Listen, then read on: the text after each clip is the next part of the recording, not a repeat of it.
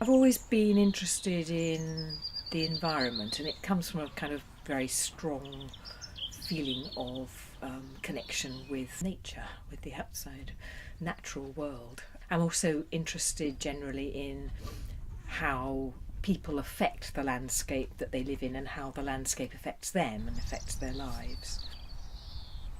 Puppetry is marvellous because I could spend time designing things, doing storyboards, writing scripts. I like working in small groups, so I've collaborated with other artists, composers, with directors and writers. I like the liveness of it. I like the animation of it.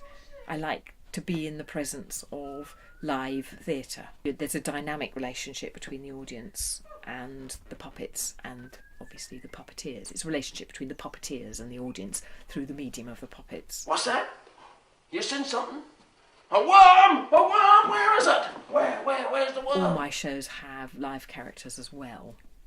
I like that, and it's also because I've done lots of outdoor work, and doing an outdoor show with just puppets, I don't think it works terribly well. You can do little short things like Punch and Judy, but you can't do a longer show, so our shows would be about 45 minutes generally.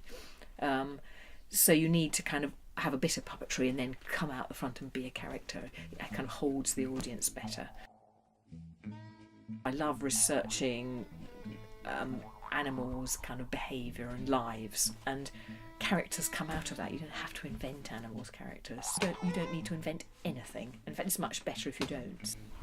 Puppets have an extraordinary ability to say things that people can't say, and to do things that people and live animals can't do. Dancers can pretend to be hares and it can be very beautiful, but it's not the same as something that really looks like a hare but actually isn't alive. And so there's this kind of extraordinary kind of, oh, is it alive?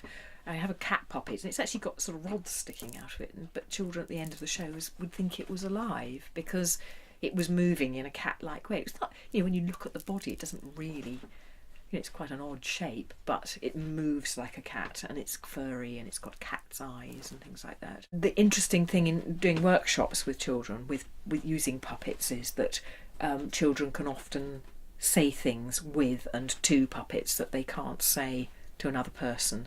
So they have very sort of strong therapeutic use, but also just a kind of enabling and it's an enabling capacity. So sort of hidden thoughts and hidden ideas, you say, it's not me, it's the puppet saying it. But it is you, but it's you via the puppet.